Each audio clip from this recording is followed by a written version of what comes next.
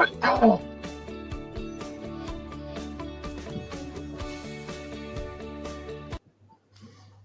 evening. It's 7:17, as it always is on a Friday night, and you are tuned to the Friday Night Football Pitch with myself, Cameron McDonald, and regular co-host down in the bottom right there, Dennis Newell. And we're joined by a couple of Dennis's colleagues tonight, Manchester United supporter and a Spurs supporter, obviously two different people.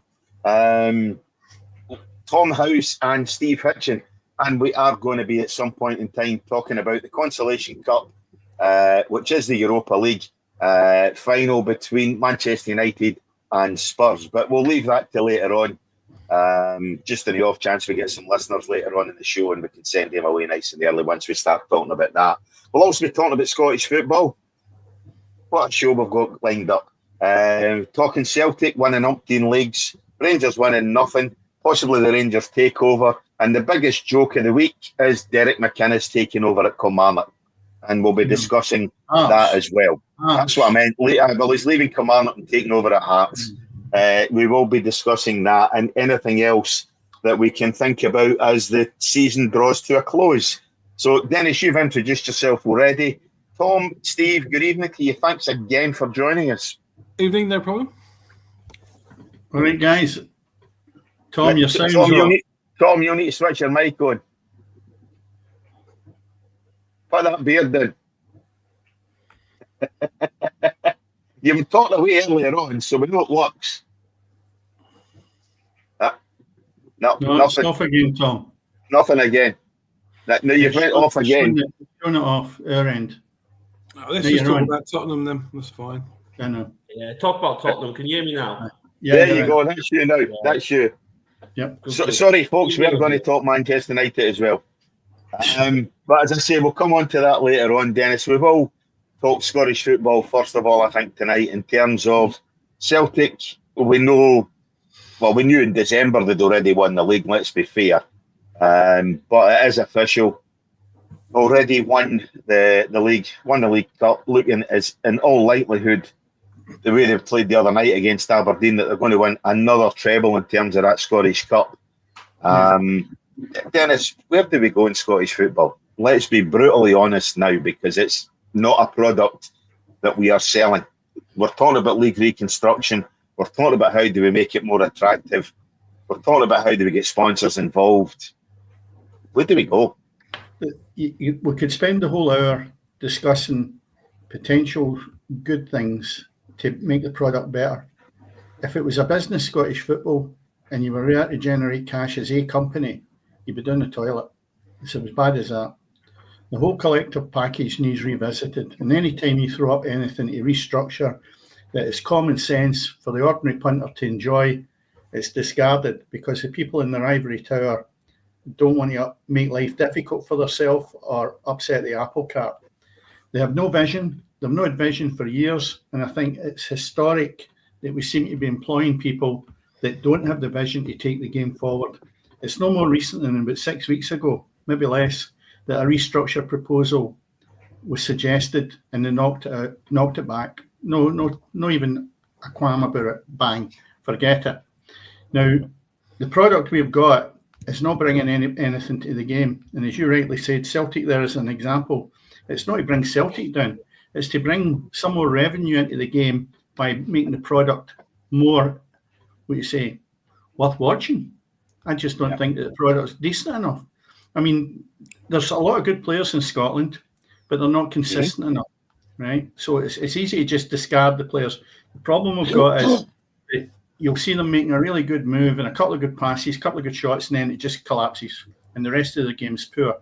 Nobody seems to go from start to finish the way you can get English players or other parts of the world, from start to finish, and it's a consistent 90 minutes you get out of a player. We don't have that.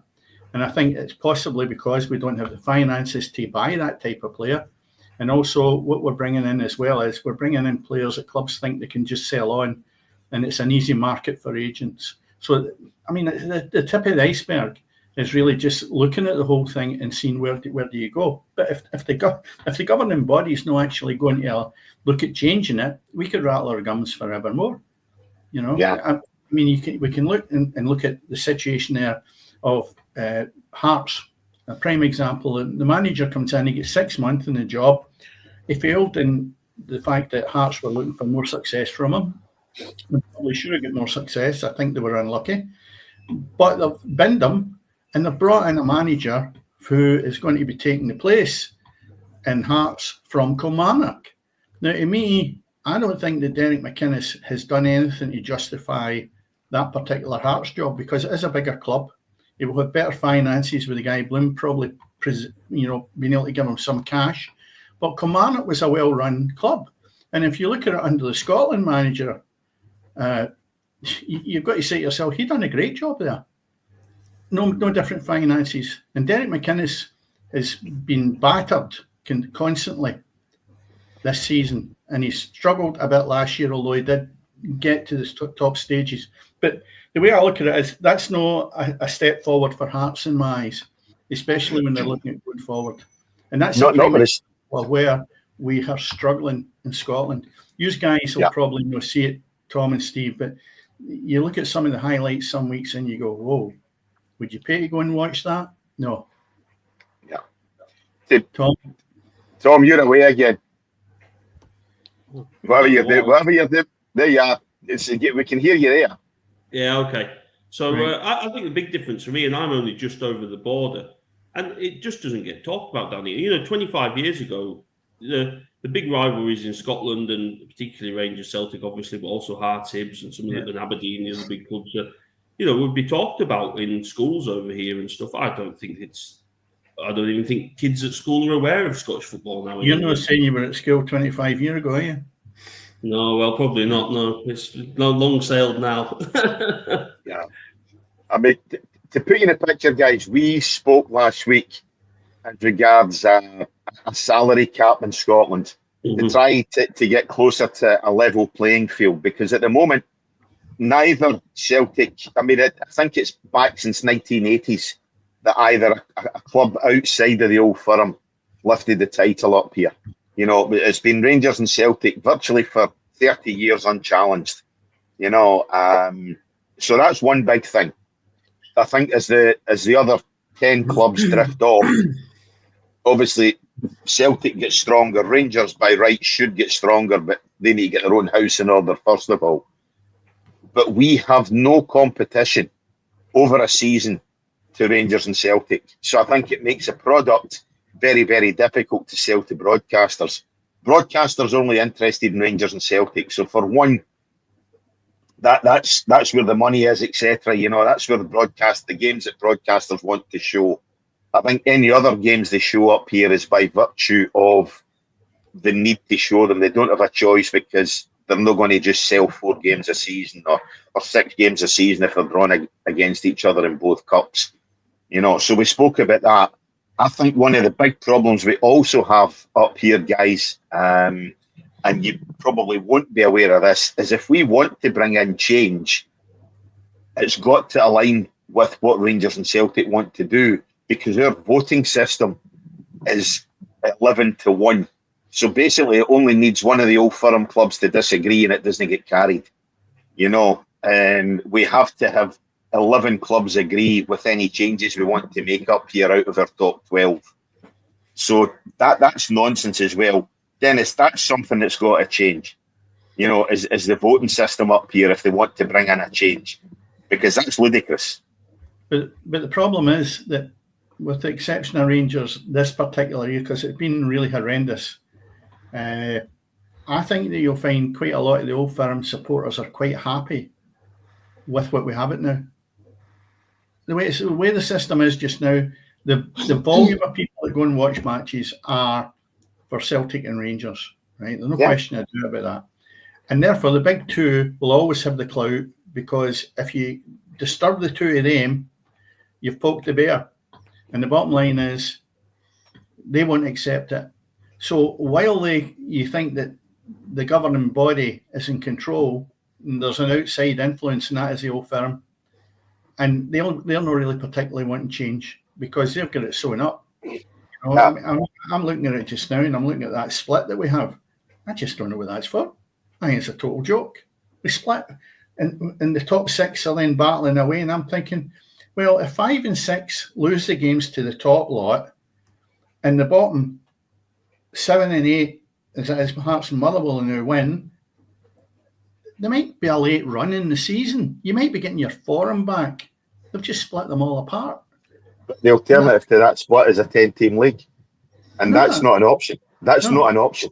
You've got 6 teams then at the tail end of the season, 2 leagues. And I can't figure that out of what the real benefit is, because all you're doing is you're getting teams with their bottle going from number 6 down to the 12th. And you're finding then that teams that were maybe sitting okay, like Hearts and Motherwell, they were sitting okay, are then thrown into a relegation zone. I think it's right. Yeah. And I think that's another example. But again, as I repeated right at the beginning, you could spend the full hour going through all the real issues of where this is not taking us forward in Scotland. But as far as if we just go back to it, because I always have a rant about everything, the bottom line is Celtic have been really, really good this year. But if we go back to last week's game against Aberdeen on Wednesday night, I look at it and I say, Aberdeen, where have you gone? The first start of the season, I think it was 12 or 13 games they went unbeaten. I might be right, Cammy, or was it more? Yeah. And they looked as if they were going to put a challenge in to the Old Firm. And then all of a sudden, rock bottom. And they come out and played on Wednesday night, and Celtic had only one regular player in their starting lineup. And by that, I mean he's played at least half the season more. The rest have struggled a bit, either in the fringes or some have been invisible. They've never played. And they absolutely wiped the floor. So the guys were a point to prove. And we guys actually, were a point to prove and play for cup final places. Well, we actually spoke about this last week, and it was like, well, what's the score going to be when Brendan Rodgers sends out the full team to play this Aberdeen? Like, it'll be embarrassing next week in the Scottish Cup final. So the gap and the gulf between Celtic and the rest of the league is massive. And I don't think personally that if Celtic went and played in the English Premiership, they would avoid relegation. That's how bad I think it is at times. Because I don't think that Celtic, when you look at that second tier that played against Aberdeen, there's no many of them were a game with the bottom half of that Premier League teams. So that there is a massive gulf. And it just seems to be getting bigger. And it goes back to finances. If you look at both of your teams, Tom and Steve, you can go and spend £50 million and no bat an eyelid. You can buy the top half dozen teams. Man United can in Scotland for that. We go out and spend 50 million quid on players that won't get in Celtic's team. Aye. Yeah, I know. Don't worry about that. And there is an element of that, but you've got the facility to do that. Now, we don't have managers that have ever came up against that kind of spending power, and it would be interesting to see just how good they are, which we'll never see, because it's like going to Gretna or Albion Rovers or somewhere like that. You're never going to see that kind of finances. You just girdle away with what you've got. But basically, Scotland, the gulf is getting bigger, and I don't think there is much that we could sit here and do that will rectify it overnight. I think you hit the nail on the head before, Dennis, when you said that it's become an agent's paradise, Scotland, because they see it as a gateway for progression for players. Yeah. And I don't know if a potential solution, and you guys will know more than me about it, but might be sort of quotas at youth levels, because it seems from the outside looking in that any good young player is just hoovered up at any age group by Rangers or Celtic, because that's who everyone wants to go to. But what about setting a quota at every age group that you're only allowed 30 players on the books or something like that? Yeah. So that second tier of players then has to go to a Hearts or a Hibs or an Aberdeen or a Kilmarnock or, rather than having 60, 70 players at every age group and the hoover up all the best players, and then that generates some revenue because you're bound to find those ones that become little gems that maybe at the second tier or third tier when they're 14, 15, but develop into the better players that your sort of mid-division clubs could sell for the higher profits. It takes years to... You have to stick with it. That's a problem. Something like that, you're not going to get overnight results.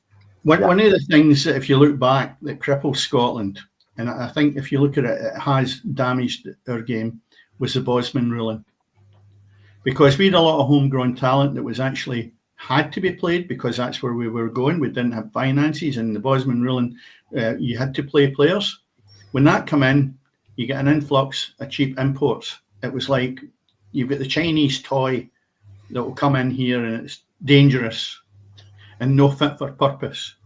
And our market was flooded with them then, in terms of footballers.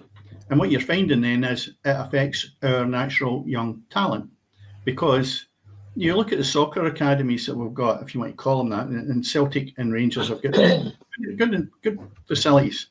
There's very little comes out of that. And managers are frightened to actually take the chance. They really are, because every point's a prisoner in Scotland, and they get hammered if they lose. But from a development, I think we should go back in Scotland. Although you talked, Cammy, about a ceiling on wages, I would go back to having a split that you're only allowed, say, 4 foreigners within your team, and the rest have got to be homegrown. Now, whether you say it's homegrown and they've got to be UK would be maybe okay. It was still encouraged maybe players coming from Chelsea that were English boys or whatever that could come in and play, but you have to have that percentage where there's no more than 4 outside the UK can play for your team, and that would probably improve the Scottish standards of players, Dennis. But it wouldn't make the Scottish League any more sort of watchable from the outside, would it? I mean, the reason the Premier League is so full of money is because all the best foreigners want to play in the Premier League. Diversity, yeah. You're right. If you had 5 or 6 top foreigners at each club in Scotland, and everything follows on with the money. The sponsorship will follow on, the TV rights will follow on. People will want to watch it more. I know what you mean about homegrown talent. I mean, it does work to a certain degree, but it wouldn't make the Scottish League any better off, sort of financial wise, or sort of it wouldn't put it any more in the spotlight, would it? But it's back to what Tom mentioned about the agents and offloading people that they think maybe will make them a quick buck and they'll move on. What it would allow the clubs to do then is say, well, we're only allowed, say, 4 in the starting lineup. We could maybe get 6 foreigners. But I think you would then look at the 6 foreign players as being of better quality, and you would be more selective. I mean, I look at some of the lads that St Mirren's done, and Stephen Robinson has done a magnificent job with them. But as I said to you, Cammy, one day, I says, when I switched on, I thought I'd watching an African nations game. There've got so many of the foreign players that have come in from different countries, and some of them are decent, right? But what I'm saying is, if you took the best of the crop, then and you filtered it in that your team could only have 4, then I think you might find that there just would be an influx of saying, "No, this guy's all right," and 2 weeks later he's absolutely minging, but you've paid money for him. You would restrict that. And you're right, Steve. We will never get to the level of what the English Premier League is. Certainly not in my lifetime, but that could be next week. But certainly in the short term, it's not going to be something that we will see in Scotland very soon. Yeah, and try getting that by, listen, when we've got a government who's letting every Tom, Dick and Ahmed in, try getting that by the government, where you're going to turn around and say we're going to restrict it to 4 homegrown players. We're only going to have homegrown players. And that's a real issue, in terms of obviously trying to get that by a government. We've got it in the States. In America, there is a quota on foreign players at every club, where they have to have homegrown talent, etc. But I think they've got the benefit of the fact that the MLS is a developing league, so they can utilise that system, if you like. And let's be fair, Trump's looking after American interests. He's not caring too much about what they're bringing in from overseas, So whatever you say about Donald Trump comparison with Keir Starmer, at least he's got the interest of what's happening at home first and foremost, But as I say, I think that's going to be an issue in terms of trying to get that by a Scottish office or a home office or whatever else, or a foreign office in terms of trying to have that quota. And I think that's a great place to start. But Steve, I do agree with what you're saying in terms of if you restrict it to Scottish players, trying to sell the product overseas and indeed to an English market becomes very, very difficult. And that's the problem, Dennis, is the TV money comes from Sky and the TV money's from down south, who are only interested, obviously, in Rangers and Celtic. They're not interested in propping up our game. They're not interested in what's developing the game. All they are interested in is the kind of return they can get for showing Rangers and Celtic as many times as possible. Let's be fair. Sky will show 30 Rangers Celtic games all day, all season. You know, if they could get away with it, they would do, because they're not interested in the Aberdeens, the Kilmarnocks, maybe Hearts and Hibs or whatever else. But let's be fair. Some of the most exciting games this season have involved the clubs from Edinburgh, the clubs for Dundee. You know, but I don't think you're going to be able to sell it to broadcasters as much as it's something we'd really all enjoy, I think. But having said that, though, Cammy, there is games that you can be selective with. You just need to look at the English Premiership, you know, and you look at the bottom. Leicester and Southampton, you couldn't pay me to watch that. You know, and I agree with you. Like that you've got, and it doesn't matter, it's any league in the world.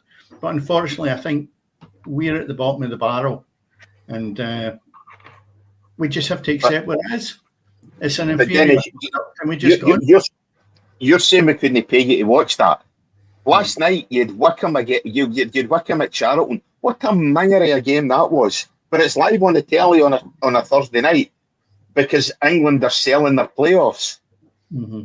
You know, what have we got? Airdrie against Stenhousemuir, Cove Rangers against Airdrie now as well. You know what I mean?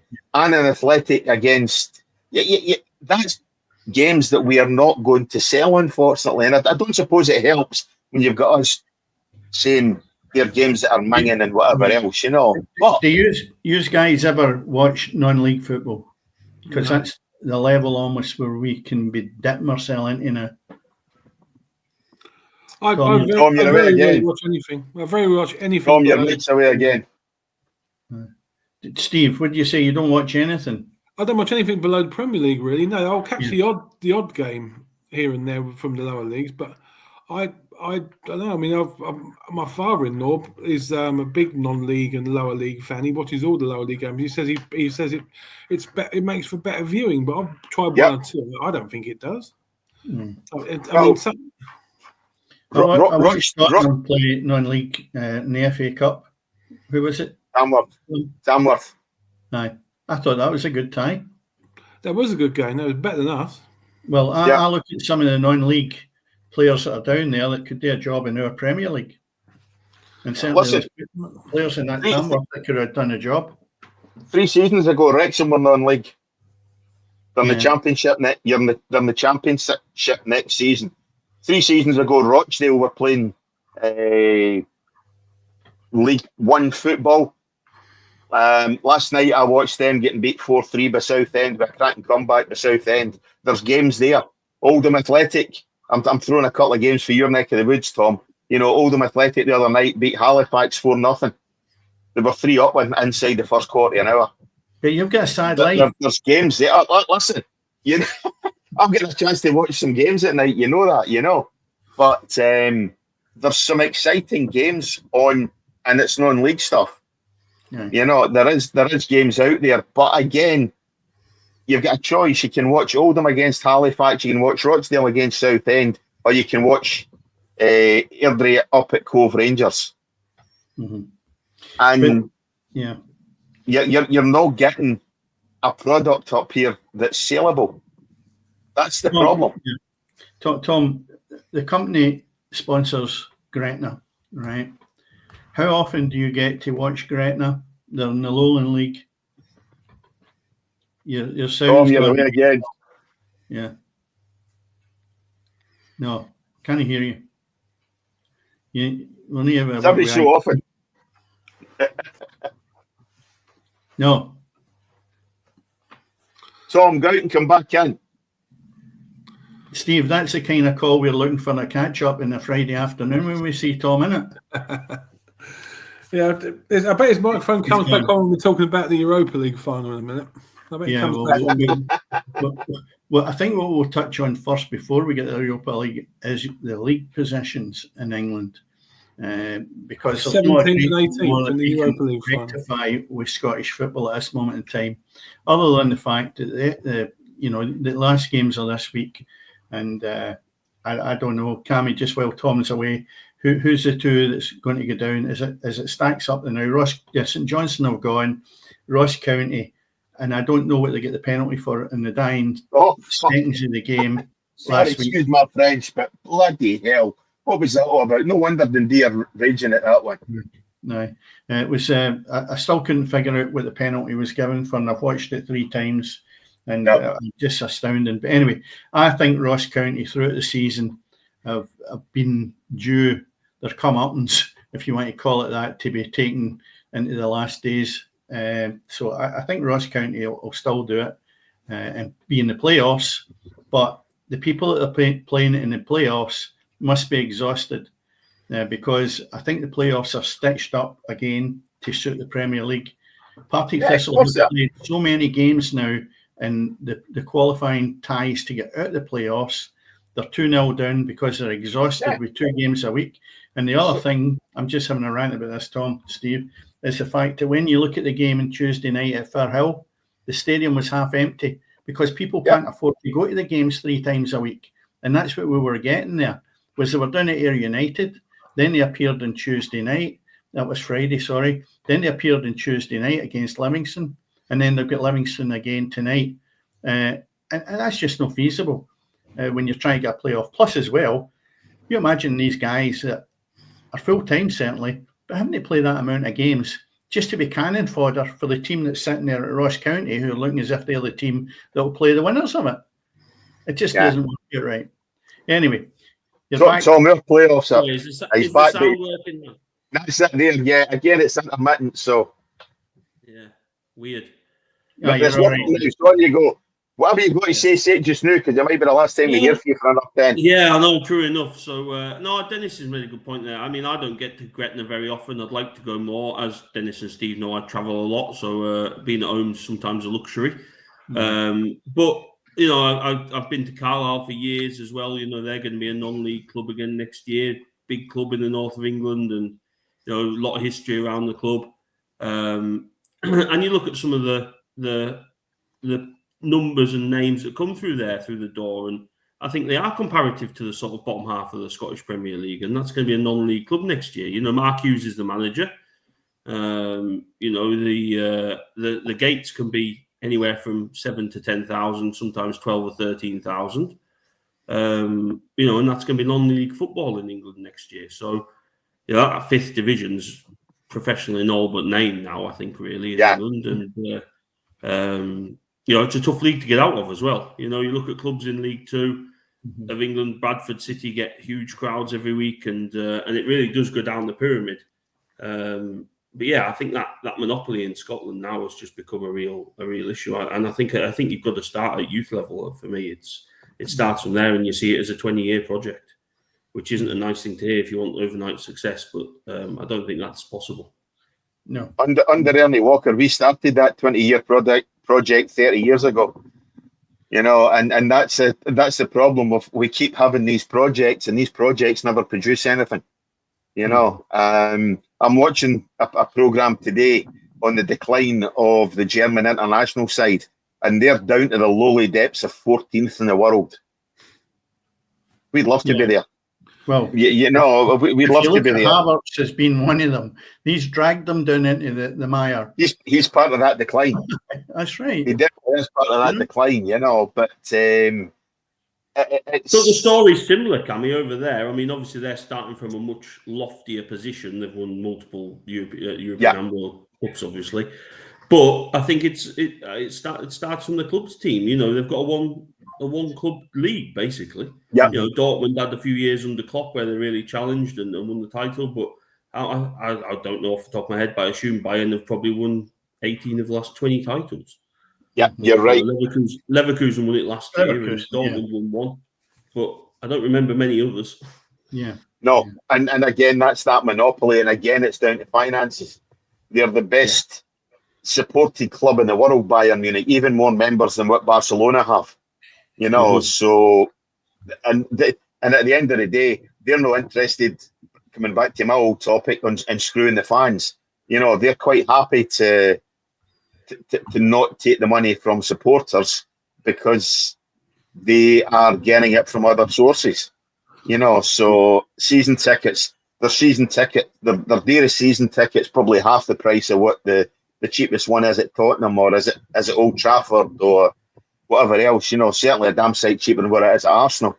So that's a real issue. Yeah, I totally agree with that, Tom. That monopoly in Germany, and that's just going to get worse.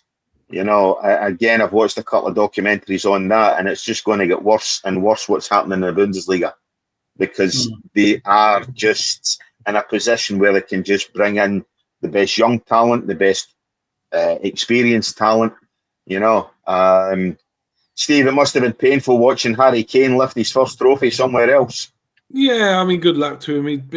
I don't hold anything against him. I mean, he was brilliant for us for several years. He deserved his break elsewhere, but no, good luck to him. I mean, he came close at Tottenham to lifting the trophy several times. I mean, Tottenham are the perennial sort of runners-up. I mean, I saw a statistic the other day. I couldn't believe it. Since Tottenham last won something, they've if you count semi-finals of cups, finals of cups, and top four in the league, Spurs have done that 20 times since they last won something. And semi-finals, losing semi-finals, losing finals, and finishing second, third, or fourth. They've done it 20 times since they last won a trophy. Have you been doing the team talks, Biggin? Because I know how enthusiastic you can be. Have you been doing their team talks? I don't know. Honestly, at the start of the season, I was for Postecoglou. I could see he had injuries. I could see he was still trying to play the same way. But the last 2-3 months, it's absolute dross. Honestly, it's absolute dross. With these 2 or 3 months ago, we looked quite good going forward, and all our defenders are injured. Now all our defenders are back, and we look shite going forward. Honestly, it's absolute rubbish. We played a mid-table side at the weekend, Palace. I watched that game, and I'll tell you what, they was much better than us. And they're a mid-table side, Palace. It's unbelievable what's happening now. I mean, I know we're going to talk about the Europa League. I mean, but Spurs will probably won't win, but I hope they do, obviously. But the consolation prize for not winning the Europa League is you get a new manager next season, which could be a bonus for either team. Yeah, well, yeah. But the difference is if you win at Manchester, if Manchester United get that manager, they'll take Postecoglou, and if Spurs win it, they'll take Amaran. So don't go overly excited, mate. Yeah, I mean, if we win the Europa League, you have to give Postecoglou another chance. But I haven't seen anything. I mean, like I say, when we was losing games by the odd goal and winning a few by 2 or 3 at midpoint of the season, I could still see what was going on and what his strategy was. But I can't see it anymore. We just look terrible. And I can't see the biggest bonus about this Europa League final next week is the fact that all our attacking midfielders now injured. Maddison, Kulusevski, and Bergvall has been our best player this season. All our attacking midfielders are now out of the game, which means we have to play at least 2 holding midfielders, but probably Bentancur and Basuma. And it means we can play the same way as we played in Eintracht Frankfurt and in Bodo Glimt, when we actually looked really solid and deserved to win the games. And I know Tom said to me the other day it could be any score this game. It won't, because Spurs will be really negative next week. Take my word for it. You watch. They've got no attacking midfielders. You've got Dominic Solanke, who runs around like a headless chicken, holds the ball up well, does all right. He's at least he makes an effort. We're not going to say for some of them, but next week's game will be really drab. I've just got a feeling, and if it's not really drab and it's really attacking, I think we're in for a high. That would suit me if it's really drab, because I feel like we have the better moment players, let's call it, like a Bruno or a Casemiro, people who can do something out of the blue. Whereas I think Spurs, I think the success Spurs have had against United is when they've attacked us and they've actually played as a team. Over the last few games where you've battered us a couple of times. Yeah. But like you say, that's with Maddison and Kulusevski, to be fair. Yeah, well, they can't play. I'm glad I'm meeting you on Tuesday, Tom, and not Thursday. You'll be You're not meeting me on Tuesday. Yeah? They meeting me, Dennis, on Tuesday. Yeah. Steve, I meant aye. Aye. But Tom, the problem you're going to have against them is you're playing English opposition. You only raise your game when you're playing non-English opposition, and that's going to be your problem. Yeah. Again, okay, it's in Bilbao. That's where your best performance of the season's been. But yeah, true enough. I don't know what to think of the game. I really don't. I don't know. I have no idea what it's going to be. I'd obviously love to see United win. Like I say, I think if it's tight, I'd like to think we've got, Fernandes has been in good form in the last 3 months. I think I've got the same reservations as Steve, though, in overall. I mean, I was for Amorim coming in. I like his attitude towards the management side of it. I think he's been quite sort of upfront about some of the issues. What I don't think has happened, I don't see any improvement in the players. I don't think in the time he's been there that he's actually improved the way any of the players play, which is a concern. And now, okay, he's not even had a full season. So, but you'd like to think that you'd start to see some sort of improvement in sort of the way we build up play from the back, or the shape when we've not got the ball. But we look just as open as we looked under Ten Hag. We look just as lost of ideas, unless it's Fernandes who's creating something. Nobody else seems to be able to create anything. Just as lost of ideas when we've got the ball. So up to now, I haven't seen any improvements from the previous regime, which was widely regarded as the worst team in United history. So it's not looking good. Yes, it's a disaster when you've got no attackers left. It's a disaster when you've got no attackers left and you've got Harry Maguire in central defence. I mean, that's when you want anybody that can go forward. Yeah. Well, Maguire up front with 5 minutes to go, won't we? Yeah. And that'll win us the game. So I was going to say, when you're reliant on Fernandes and Maguire to be your two most creative players, or the players who are going to get you a goal or nick you a game or whatever, you're in a wee bit of trouble, But some of the other guys you have there are just no. I mean, it means Spurs are struggling to put a side in the park due to injuries. You've got a decent squad. You've got a moderately full-strength squad. They just look dreadful. They really, really do. From back to front, they look completely bereft of ideas. Casemiro's turned it on in Europe, which is fair enough. But beyond that, you don't seem to offer anything. I mean, by the way, both my lads are United fans. United and Clyde, they're a strange combination. But hey, so I tend to get them going on about what's happening, So, but you just don't seem to be offering anything. The word I always use is balance. We don't look balanced as a team at all, either with the ball or without it. The partnerships don't work either at the back. I spoke to Dennis a lot about how I think centre-backs, and we play at 3, obviously, but I think it's all about partnerships and teamwork at centre-back. I don't think it's necessarily the best individuals that always make the best defences, because you've got to work together. And they just look like they're just doing their own thing. They don't look like thing, though, that when you look at overall since the manager's come in, you look at 2 players that have gone on and left the club and been highly successful. McTominay and Rashford. Yeah. Now, I would add Anthony to that list, unfortunately. But Anthony's done well at Betis, yeah. And I look at that and I say to myself, that's a sign of a manager that's not been able to identify their talent and get the best out of them. McTominay was away before he came in, Dennis. Yeah, and McTominay was gone before he came in. Yeah.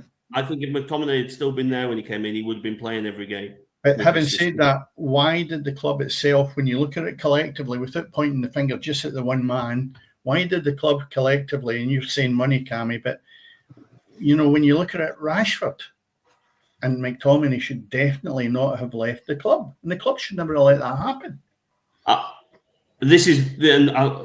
think this is my bigger concern than on the field is off the field. I think it's a shambles at the minute. I think it's absolutely comical. Well, not comical, actually, it's worse than that. That they're refusing to pay for staff to go to a European Cup final. And it's not the first time. And I think it shows you this sort of discord or disconnect between the playing and managing staff and the hierarchy of the club, that Amorim and Bruno Fernandes have come out and said they'll pay for the staff to go if the club aren't willing to. Well, that's a show of dissent against the hierarchy of the club. But I think it's the right thing to do, and it shouldn't be down to the manager and the captain to pay for the staff to go to a Europa League final.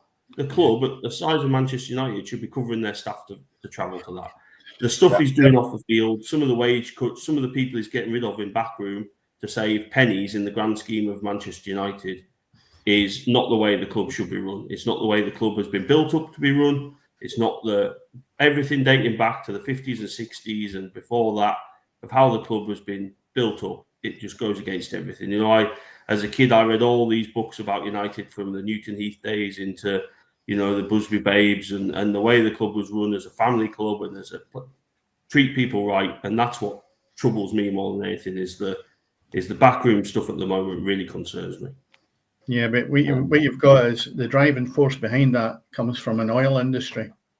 And what you've got to be seen there is the guy's just lost, and it's nothing really that financially it would affect Man United, but he's just lost just under £7 billion recently, £7 billion because of the climate and where it's in. But I mean, the same guy has put up prices at Man United. He's thinned down the staff. A lot of things there that you would say you've really got to keep that loyalty there within the club that you're talking about, Tom. And it's not, and it is a business, but there's a way you can run a business.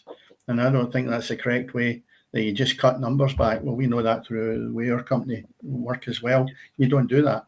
And I just look and think, is the guy at the helm got the vision that's required to take Man United to where they should be? Because basically their performances throughout the season has been absolutely dire for a Man United. Now, I remember last year when we used to sit and talk about the fact of, what would you say, the two of you actually sitting and debating who was actually going to be at the top 4 and top 5. No. We were. It's going to be close though. Finishes in the bottom 4, isn't it? Because and used to were at loggerheads debating who was going to be in top of each other. So you say to yourself, "No, I could see Steve going, no, we'll be ahead of Man United." But you're talking about Champions League positions, then. You're not actually talking about where he's sitting at this moment in time. It wasn't that long ago, Dennis, was it? You go back to the start of last season. First 10 games, Postecoglou won 8 and drew 2. We was top of the league by about 5 or 6 points after 10 games last season. And then it all fell apart after that. He's lost a lot more games than, well, more than half the games he's lost. It's just fell apart. I mean, the only good thing about this is we've got our full strength defence. I mean, I'll never forget the game where it fell apart. That's one to scare you. It was hilarious. What was that? Chelsea. that was the game where it fell apart. Yeah, where we had 2 sent off and defended on the halfway line. Yeah. Yeah. And we still had 2 good chances to score when we had 9 men. Anyway. He decided to play 60 yards from his own goal with 9 men, playing everyone inside in their own half. But I mean, we've even rested the goalkeeper tonight. That's how terrified he is of injuries. But yeah, we've gone full team tonight. I just had a quick look. We've gone full team, which I'm surprised about. Yeah, but Steve, if you summed up just now, and Tom, you can do it next. What has been the failing of this season, because you're sitting in 17th spot with just more or less the same points as Man United? So what would you say has been the failing? Because it has been a failing. It's not been a good season. I don't know when Manchester United, Tottenham were as low as that. Well, two teams in the European final, and we're asking a serious question as to where have the both of you failed this season. I mean, that sums up the Europa. It sums it up, doesn't it? It really does. I mean, any team in the top 17 in the Premier League could get to the final of the Europa League, and if you drop down to that Europa Conference, I mean, you might as well have the non-league winners in that. I mean, that's terrible. I mean, Chelsea have been big odds on since the start. I mean, Chelsea are far too good for that, and they're pretty average at best. So far too good. I mean, the main thing is we haven't conceded against 20-minute Villa yet, so we're still doing all right. So what's been the flaw then? Do you know what, Des? At the start of the season, the big thing was all the injuries, and I sort of believe that. But that's not it. At the start of the season, we still looked half decent, and we lost a few players. We're losing too many games, but you can still see this. I think there's absolutely no spark. I think Postecoglou's run out of ideas. He's totally run out of ideas, and he doesn't know what to do. And I don't know. They say there's no rift in the dressing room. It's easy to say, oh, the players don't like the managers, but they say there's no rift in the dressing room, and they all like him. Mm-hmm. So well, they're probably liking because they have to put out 70% effort every week and get away with it. That's probably why they like it. But they just, I don't know, this doesn't seem to be. They just don't look the same team to me. Even halfway through the season, when we were starting to fall down the table, you could still see there was something there, but it's totally gone. I've watched our last 4 or 5 games, and we are just dreadful, absolutely dreadful. Teams like Crystal Palace make us look second rate. Yeah, and it's not even teams like Tottenham, the squad they've got. If they had 5 players out, they should be at least playing as well as Crystal Palace. yeah. There's no two ways about it. It's terrible. It's just dreadful. I honestly don't know what it is. I don't think it is the injuries anymore. I just think that I don't know. I think it's just dreadful. I don't know why. And maybe if they won this competition, something would spark. But I don't see a winning the competition, finishing 17th in the league, sparks the season after. I don't see how that would happen. So, But does that fill you with hope and look at things, Tom, that basically says Steve's more or less handing you that cup? You just need to turn up because they're that bad? I don't think that's the case. Like I say, we haven't beaten them for 7 games. like I say, there's every possibility that Spurs will turn up next week and absolutely turn it on. Because and in some ways that would annoy me more because they've been so shite for the last 7 or 8 games. I mean, then you start asking yourself the question: well, where's the effort been in the last 7 or 8 games in the last 2 or 3 months? So that wouldn't keep you happy for keeping the manager, Steve, if he actually did beat Man United. I don't know. I mean, like I say, we've seen a lot of good things that Postecoglou's done, and sometimes he makes us look like a team that could beat anybody. But I don't know. Just lately, much more often than not, we look worse than average, and even the average mid-table teams look better than us, and that's why we're in the position we are in the league, not just because of injuries, because them teams are as good, if not better than us. Well, with somebody on last week, and the same question was asked, if Postecoglou does, he'll get rid. Sorry, He'll get rid. He wants rid. Yeah. So there you go. Man, you go. We'll if you win the cup, would you keep Postecoglou, or do you just spin him anyway? It's a difficult question. I mean, you shouldn't really, but I mean, Daniel Levy sacked Mourinho just before the final of a competition, didn't he? So it's hardly possible. I mean, I don't know. I think Levy's seen better days. I think I'll get rid of Levy. And I mean, Daniel, you said earlier on, Dave, if teams like Spurs can spend millions if they want to, yeah, they can, but Spurs can spend 50 million on a player, but Levy will only spend 50 million on a player if he's worth 100 million. You don't. There's no chances taken with Daniel Levy. You've got to get good value. But hang on a minute, Steve. You spent 50 or so on Solanke. He is not a £100 million player. Maybe 15. He could be. He's a £100 million headless chicken. He runs around a lot, but I don't know. He's big and he's strong and he holds it up well and he puts in a lot of effort, but he's hardly got the skill set of a Harry Kane. Like that. You can get a player like that down in non-league for a damn sight less than 50. Yeah, I mean the big guy at Nottingham Forest. He's a similar player to Solanke. Yeah, he's a very similar player. Chris Wood, is it? Yeah. Chris Woods, and he's on 20 a season. Yeah, he's done 20 goals this season. He's a very similar player, big, strong, holds it up well, scores a few with his head. He's very similar to Solanke. You wouldn't say Solanke was worth 2 or 3 times what he's worth, would you? So. No, definitely not. So, as a politician, Steve, you've still not answered me. Bin him, keep him if you win the cup. Do you know what? I honestly don't know. I mean, I keep remembering back to the sort of start of last season when we went 10 games unbeaten, and a lot of times this season when we looked really good.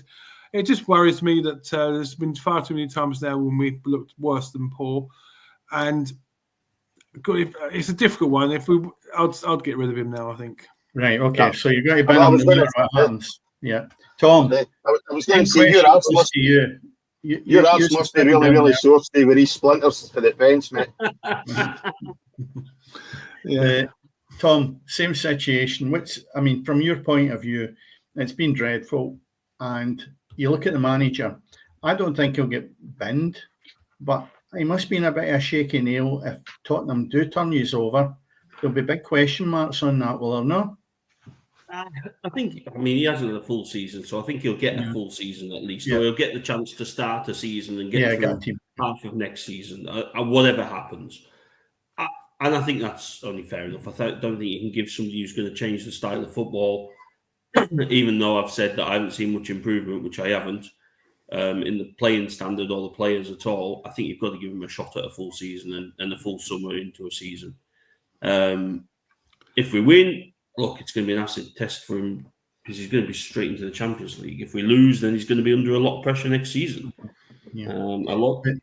A lot of pressure, and we'll have to start well in the league, or else he's going to be under a hell of a lot of pressure because we won't have any Europe if we lose. Has he done a better job than Postecoglou? Not so far. No, not so far. So you're not having the same grumps as Steve is, though. Is it just basically because it's time though? Postecoglou's coming to the end of his second full season, isn't it? Yeah, statements he's made. When he always wins a trophy. I think if I put when he always wins a trophy, so you guys are bound to win. But if I think I've put a finger on what I think's wrong in the playing side of things at United, I still think it's our central midfield area. We haven't got a player who can take the ball off the back three and pass through the lines. One of my favourite players of all time at United was Michael Carrick. I think he was chronically underrated. Obviously, we bought him off Spurs. Massively underrated. Didn't play anywhere near enough games for England. And if United could find another Michael Carrick somewhere, that would be worth its weight in gold. I like this look of this kid Wharton at Palace. Looks that sort of player. Looks comfortable on the ball. But we don't have anybody like that. We don't have anybody who can take the ball under pressure and dictate the tempo of a game. And if you don't have that in your team, when you play the top boys, you just get turned over all the time and you're on the back foot. And we're a million miles away from that. There's not a single player in our squad could do that job. Yeah, I looked to the West Ham Man United game, and I actually thought these were really poor in relation to West Ham. As we know, have not set the hell on fire, but an average team still managed to turn Man United over quite comfortably. And that was the disappointing thing I looked from Man United's point of view, that these were easily beaten without that violent desire that you would normally expect from a Man United team. I think after those two games, I said on the Friday, after the two games in Europe on the Thursday, United and Spurs had both get done last weekend by Palace and West Ham. I think it was coming a miles off because all that's been on their mind since those semi-finals were drawn was the final, and it's played out. It's a shootout for basically the future of both clubs. I think over the next 5 years, because the money from the Champions League and the prestige for signing players and stuff. I genuinely think it's a massive game. It's a massive game. You sometimes get finals where you think this is a mismatch, like we talk about Scottish Cup final, where we're thinking that Celtic are so far ahead of Aberdeen, and we discussed it earlier. But this is not a mismatch. This is actually perfect. And I think we could be one of the best finals ever, because there's elements from both clubs that have got something to prove as well as just winning this cup. And I think that's the real nitty-gritty of this, that you could be hell-bent and actually going hell for leather and actually going at each other. And if you don't, you're going to get targeted as being negative, and whoever comes out losing that because they've no had a go at it will be slaughtered. And I think most managers have really got to make an attempt to try and win this with a bit of flair. I mean, Spurs were favourites all year for this competition, and it's only the last month that, if you look at the odds now, United are favourites to win now. They're even money, and Spurs are 2-1. Mm-hmm. Yeah. Would you agree with that, Tom? So what's your score prediction, Steve? I think it'll be 0-0. Okay. 0-0. And who's going to lift the cup at 0-0? Yeah, I think we look absolutely garbage all game, and you look good, and we beat you with the last 5 minutes with a Casemiro winner. I think that statement, Tom, the first bit will probably be right, but we're not going to look good. I think the neutrals will watch this throughout Europe and say, "What is this pile of shite? These two teams in a European final." I think the one thing this does highlight, though, because obviously both Spurs and United, as well as in the new group stage, which I actually think I was really sceptical about going into the European competitions this year, but I think has worked really well, the new group stages and the European competitions. We were It's saying been a that real last positive. week. Last week, was saying And the praises of that new league structure. It's absolutely it's brilliant. been really good. And but I think what's it's highlighted to me is the competition in the English Premier League now of those mid-table clubs, and not United, the Spurs, because we're bottom table. But you know, your Brentfords, your Brightons, your Fulhams, your Palace. You know, there's no mugs in that league anymore, apart from the bottom three, and they're all the promoted teams. And you know, we talked about Scottish football before, but I think English football's got a bit of a concern about teams coming up from the Championship and the gap to those clubs you would have looked at previously. I mean, everyone going into this season probably would have thought, okay, your Ipswiches and you might be able to sneak above Nottingham Forest, but look at what they've done. I know they've dipped a little bit in the last few weeks, but what a season they've had. And the strength in the league, there's no real gimmies. And you look at, like Steve said, I think you could throw a Bournemouth or a Brighton or a Brentford into the Europa League, and they'd have every chance of winning it. Without a doubt, yeah. And I mean, you just mentioned there's something. We go back right to the start of the season when we discussed it, and I actually thought that Ipswich, with the way they played last season, would have made their mark in the Premier League. And it's been disappointing because they've just never turned up, or the gulf is so big. Yeah, and I've watched a lot of Ipswich games, and they've played well in a lot of patches of games. They've played some good football and looked decent. But you're right, the gulf, that sort of killer instinct or that cutting edge, just, you know, in the big moments, they've just fallen a bit short. And they're not a bad team either, Ipswich. They're a decent team. They play some good football. Defensively, they're poor, and their keepers, they've got a weak goalkeeper. Yeah. You know, from middle to front, they've looked good. The young lads who they got from Man City, who I think's been a revelation. Delap has been outstanding. Liam Delap's been outstanding this season. Well, he's going to United, isn't he? As well. Is he going to United? Yeah. That's the strong rumours. 30 million release clause he's got. So they reckon United have triggered it already. They reckon they're in conversations with him already. Just on talking about transfers, we had a conversation last week, and it's Jamie Vardy. Where do you think he'll end up? On reality TV, I would say. I don't think probably in the jungle. I'm a celebrity, get me out of here, something like that. No, that's his wife. His wife will not let him. Nice. I tell you what, though, is he 500 games for Leicester? His last game's going to be his 500th game, and brilliant. He's been he's done well for himself coming up from where he's come from and to win the Premier League title. And if it wasn't the Harry Kane, he'd have played a lot more for England as well, wouldn't he? So he would have played a lot more. Some of his goals have been magnificent. It really is. And you look at where he came from. He came from what we've talked about, non-league level. He was very late developer, wasn't he? He was in his mid-20s before he started playing in the Premier League. Yeah, by the time he got out of jail. He's been a great player. You look at it and think he's the type of player, if he is looking to go to pastures new by being less, I would suggest that Celtic should bite his arm off, because Brendan Rodgers knows him from the Leicester days, and I just think it'd be a great fit. Oh, magnificent! Because what we've got in the forward lines and Celtic and Rangers are just a joke, but he would bring something dynamic to Scottish football. Talking of free transfers, what do you make of the rumour about Liverpool offering De Bruyne a contract? That would shake it up a bit. Yeah, he wouldn't go there. You don't think so? You think? Money talks, Steve. Money talks. And then taking us on to that, just because you flagged it up, the FA Cup, which is tomorrow. Obviously, we'll all be supporting Palace. Yeah. Steve, you'll be loving Palace because they're just. It's like I say, it's one of the best facts about being a support of a London team is that only Palace, Tottenham, and Chelsea can win anything this season, and Arsenal can't. Crystal Palace seem to be an outsider in relation to. They have had a few shocks this year. Are we not looking at Crystal Palace maybe with blinkers on because we're seeing that they're not maybe. They've got some good players. They've got some good players down in Crystal Palace. Players that have broken into the England team. Mm-hmm. They've got some good players. Players that have really stepped up this season. And if they lose them, Palace have got exactly what United haven't. Palace have got balance. The Yeah. squad is balanced with the wing backs, and the central midfield have got a good mix of talent in there with Wharton on the ball and some runners around him. And then you've got Eze as a skill and big, that Mateta's a handful up front, a hell of a handful. They've got a real balanced team, and that won't be a kick in for. I think City will do them in the end. I think class will play out, but I think it won't be a kick in for City. That will be a tough game. Yeah. No, I think that's an interesting one.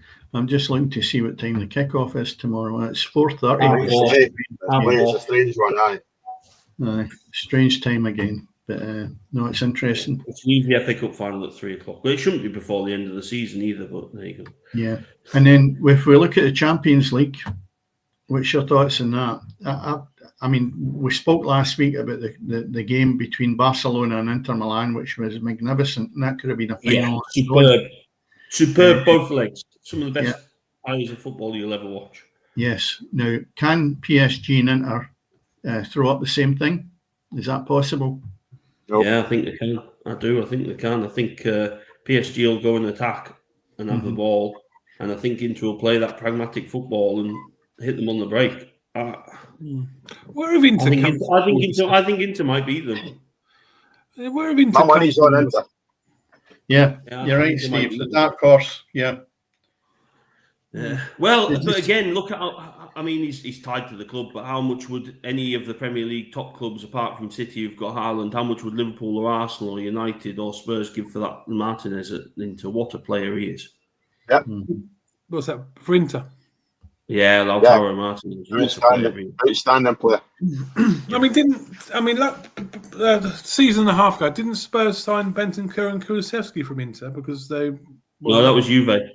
Oh, was it Juve? Was it? Oh, I was going to say. Yeah, that was Juve. Yeah. But no, I was surprised. It surprised me. They looked really good. PSG didn't surprise me, but the English teams in the Champions League always seems to be one from Europe that sort of pops up and looks like a world beater from nowhere. I thought it was PSG, but it might even be into this season. But two seasons ago as well. Yeah, PSG. Outstanding. So no, I my money's on Inter. I think Inter have got enough about them to win this. No, I know Dennis is with PSG. I'm going to get something, Dennis. I'm going to get something right. I know that your league predictions are ringing this year. They've been horrendous this year. Well, I've said PSG for day one, and I think I'll You're actually saying it for day one. You said it for the quarterfinals. Don't talk that shit. You said it for day one. Start talking about it before the quarterfinals. Well, if we look at it, we never wait until the 2-0 up in the semis against quarterfinals. Hey, Tom, it's not like a dinosaur to start trying to rewrite history, is it? I know that. The quarterfinals is no bad. You can't go too far ahead at my age. You just don't start at the beginning of the season. I think though that it's going to be a good final, but it'll take a bit of doing to beat the Barcelona and Inter game. Just in another question, you two guys, is it disappointing not to have an English team in the final? Or is it something that maybe we've just taken for granted over the years? I think when Steve's option was Arsenal, I don't think it would be disappointed them in the final. I don't think it's a little bit disappointing because I think we have got the best league in Europe by a mile. But like I just said, there always seems to be a team that pops up from nowhere. And all of a sudden looks like a world beater. I mean, you wouldn't have said at the start of the season that PSG were the best side in Europe, would you? By a long way. No. All of a sudden they popped up and they were in Europe. It's actually a good thing for football that PSG have become a better side after they've got rid of all the star names, I think. Sure. It just shows you it's not just about having the big name players up front, and they're playing as a team more, and I think the football's been way better than I've ever seen from PSG. I think some of the football they played against Liverpool, I mean, they got beaten that first leg against Liverpool, which was an absolute crime. But they were superb in that game. Oh, they outplayed Liverpool in both games, didn't they? It was amazing. Terrible. And if you look, I know Liverpool have tailed off a bit towards the end of the season, but they've had the league run since Christmas. But at the time they were going into that flying Liverpool, and they've been by far and away the best team in England. And PSG showed them up really over 2 legs. Is it disappointing, Cammy? A good question. Yes, I think it is disappointing for no English teams to be in the. Like Steve says, I think it's the best league in Europe. I'd like, as long as it's not Liverpool, I'd like an English team to be in the final. But yeah, it's I think they've all been knocked out by PSG, haven't they? Mm-hmm. Yeah. Has it been a good season then overall when you assess it? What, for Tottenham? No, probably not. Not necessarily, just because you've both highlighted the flaws and the strengths at both Tottenham and Man United. But if you look at the league overall, has it been a good season? No, I don't think so. I think that you've had one team in Liverpool that have improved dramatically, and you've got most of the others that have gone slightly backwards. Mm-hmm. You can't say Arsenal are as good as last season. You can't say City are as good as last season. Yeah. Forest have obviously stepped forward. You can't say Chelsea are as good as last season. Spurs and United are definitely worse than any season. So I don't know. I think that so many teams in the Premier League seem to have gone backwards. I mean, you couldn't say that Liverpool made them look like they've gone backwards. And Liverpool definitely stepped forward, but they deserved to win the league easily, and they did. But I think it's been a disappointing Premier League, to be honest. I think that a lot more teams could have challenged in this season. It's one of those seasons where someone could have challenged from nowhere. I know Forest nearly did, but that was never quite going to happen. And it was a season when teams like Tottenham, Chelsea, Man United, the teams that normally finish like 3rd, 4th, 5th, 6th, 7th, it's the sort of season when one of those teams could have seriously challenged for the league, because it's been that sort of season, but it never happened. It's been a bit disappointing for me, the Premier League this year. Yeah. I think outside of the odd story like Forest are the obvious one that have been a good story through the season. And I think those three clubs I mentioned before, Brighton, Brentford and Bournemouth, continuing to impress. I still think Iraola's the next manager at City when Guardiola goes, personally. No, it's coming to Tottenham next season, Iraola, definitely. Yeah, maybe. I think whoever of the so-called big clubs snaps him up first will have a good manager. I think he's a real future talent, Iraola. But I don't think it's been a good season, Dennis. I don't think it's been a good season. Yeah. I think, like Steve says, Arsenal have flattered to deceive. They've had a lot of injuries up front, obviously, as we know. They're not the same team when Saka's not fit. Man City obviously had their issues through the middle of the season where they couldn't buy a win. Chelsea have been Chelsea. God knows a different team turns up every week. I've literally got no idea what Chelsea style of football they play or what team they're going to select or anything. I have no concept of how Chelsea are trying to approach playing football. And then probably for every other fan, it's been nice to see United and Spurs, particularly United, obviously be so crap. But it's not been a vintage Premier League season at all. It's not. I think when you look at the big hitters, both of your teams are big hitters. And even West Ham, who you would expect to be up in that top 10. You look at Man City have been poor, very poor by their own standards. Chelsea have just touched on. Newcastle punched above their weight, dipped, thought they were really going to be strong. Arsenal have never been a finished article since the fact that they've not got a centre forward. But you look at teams that should be up there and you would expect to be up there, has probably diluted how good the season would have been, not just because you two guys have been down near the bottom. I think it's be the same for everybody when you're viewing it. We probably should have mentioned Newcastle, shouldn't we? Tottenham up there. We probably should have mentioned Newcastle. They've stepped up this season, but they had a lot of injuries last season, and they haven't had that this season. But I think it's not easy to say with the United hat on, but Liverpool have been by far and away the best team. That first half of the season, they were electric. He's found a real good mix in the team. Salah was obviously on fire, and they more than deserve to win the title.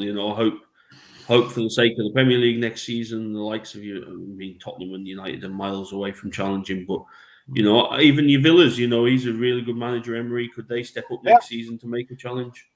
Yeah. Newcastle, Arsenal.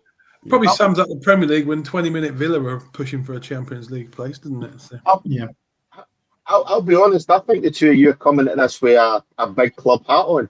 I think your Premiership this year, when you look at what Fulham have done, when you look at the form of Brighton, Brentford, some of these provincial clubs, I think you've had Forest as well, as you say, what Newcastle have done.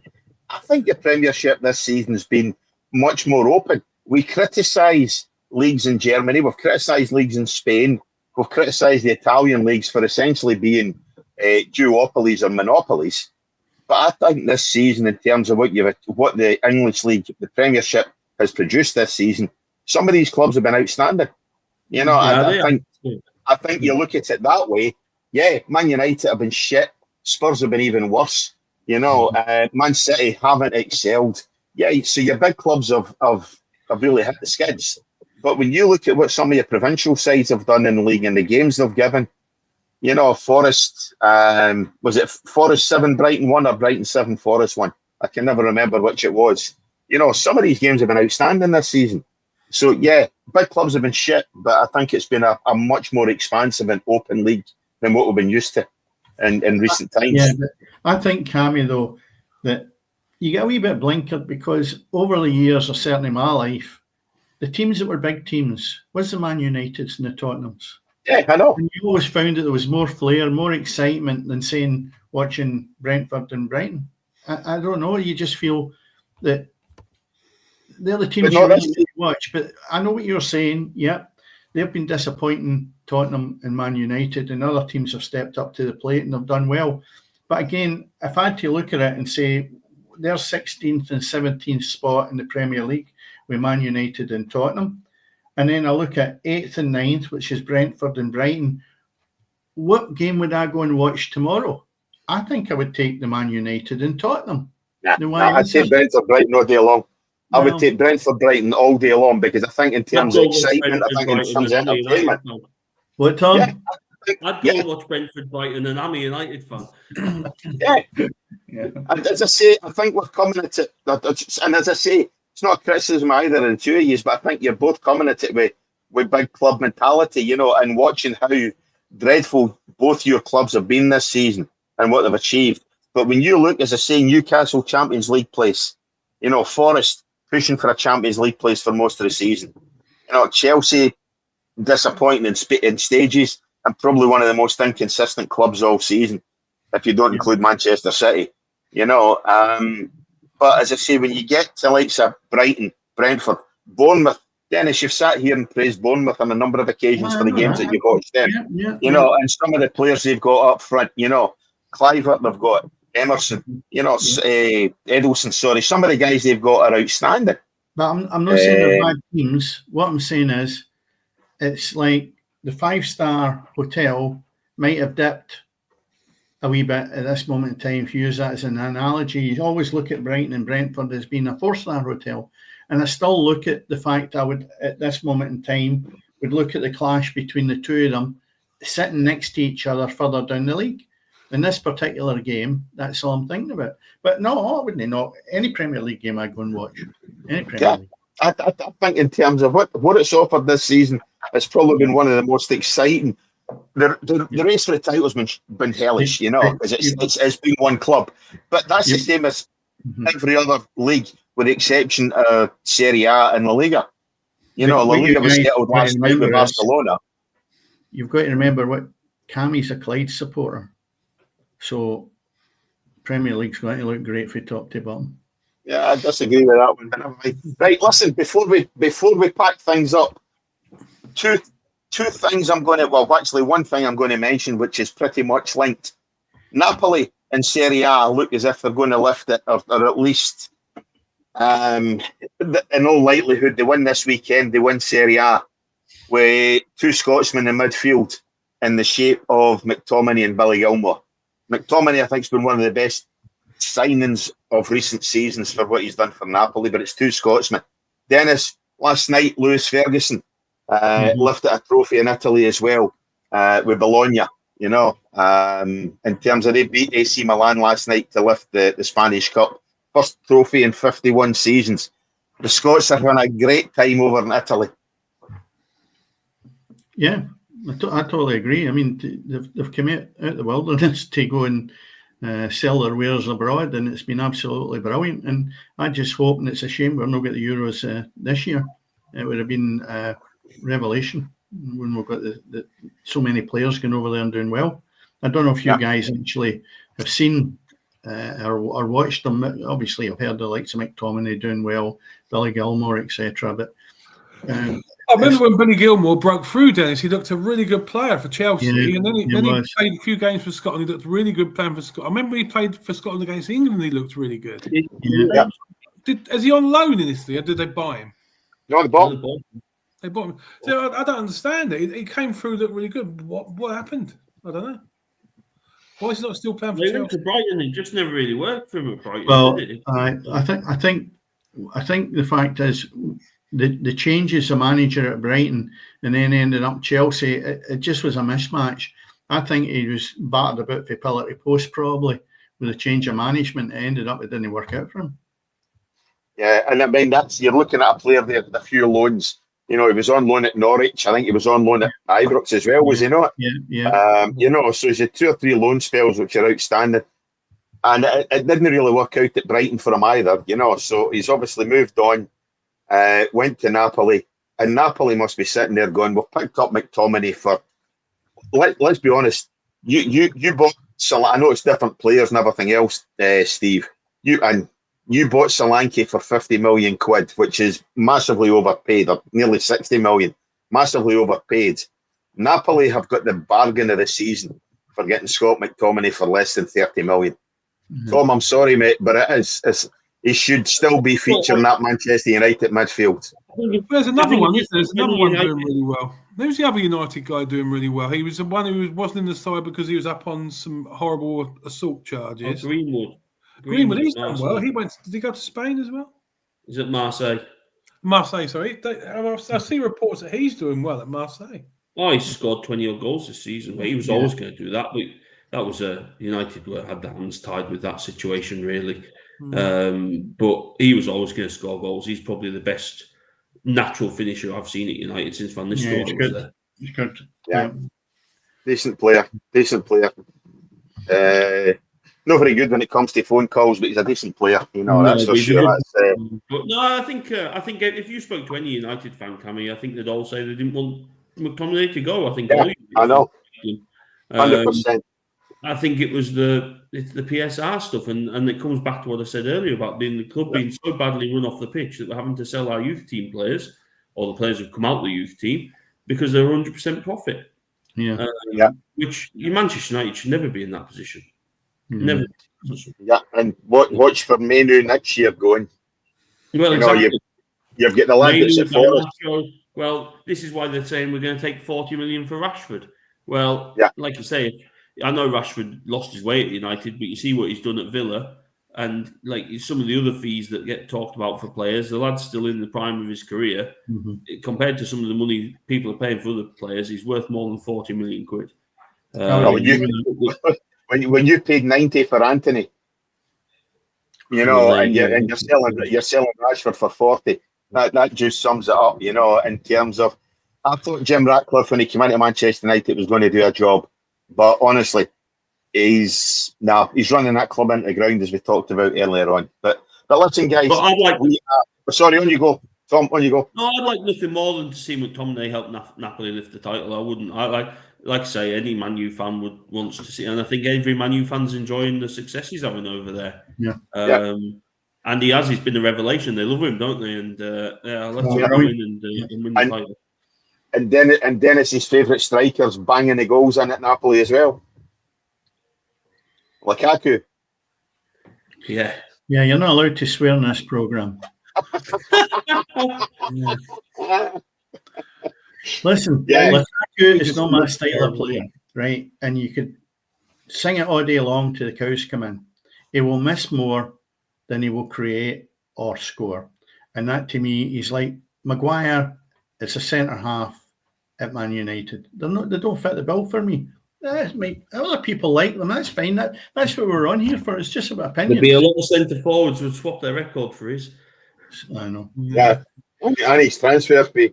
Right. Anyway, just looking at the results tonight, they're all nothing each. We have got. Spurs have got to half time without conceding. I was just going to say that, Steve. And then you look at Man United, who have just started. I think it's about 6 minutes gone. And Partick Thistle in the playoffs with Livingston, and it's still nothing each. Partick need 2 goals to get level with Livingston. So we'll see I'm how going that. to go and watch the second half, see if Tottenham reserves can pick half up time. as well. Yeah. Well, thanks for coming on, guys. Appreciate it. And I'll see you on Tuesday, Steve. And see you Tuesday. Yeah. Catch up with you during the week, Tom. Yes, and I'll either speak to Steve or not speak to Steve on Thursday, depending on the, the result of Wednesday night. I'll be more upbeat by then. We'll probably win the Europa League, keep Postecoglou, and win the league next year. You never know. Cheers, guys. I was insane one, but never mind. Hey, guys, this has been the Friday Night Football Pitch. We'll probably get another couple of shows of the season to do. But listen, go ahead, like, subscribe. It does help us out a ton, as I say on there. Tell your friends, the more subscribers we get, there's every possibility we might be back next season. But as I say, on YouTube, on all good podcast hosting sites. But this has been the Friday Night Football Pitch. We've overrun slightly, but almost at 90 minutes. So it is time to say